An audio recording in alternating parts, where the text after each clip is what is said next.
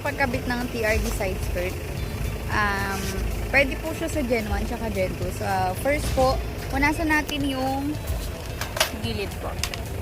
So, i-ready na po natin yung mga gagamitin nating screw. So, make sure po na may kasama po tayong taga-alalay. Okay.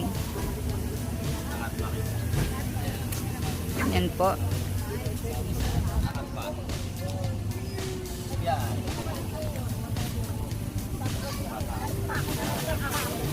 Yan po yung tamang ano.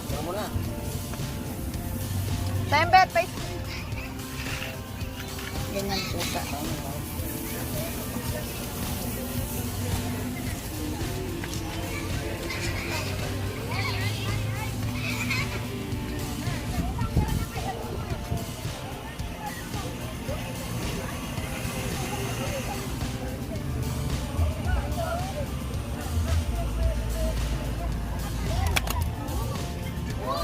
Pama. Yan. Ayan po, make sure pong may taga ano po siya. Taas ko pa? Hindi, okay yan. Papush lang po sa ilalim. Para maganda po yung lapat. Ayan po, ginagamitan po namin ng black screw para okay po siya tignan. Tapos may barena po kami para mabilis pong ikabit.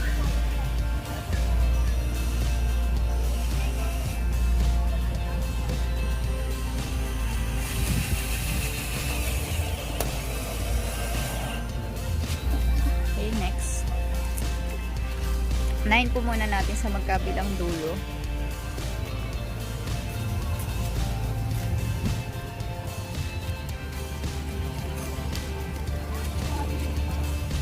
Tulad po nung kanina, so kailangan po talaga may kasama tayo para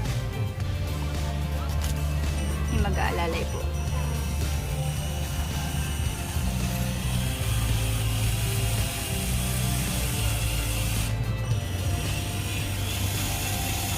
Pa-make sure po na nakalapat na pong ganyan. Kasi yung iba pong nagkakabit, may parang nakalobo, nakaawang siya. So, eto po. Oo, tinakpan niya. So, eto po yung sinasabi namin. Yung iba po kasi may awang. So, dapat ganyan po yung pagkabit. So, nilalagyan po namin sa ilalim.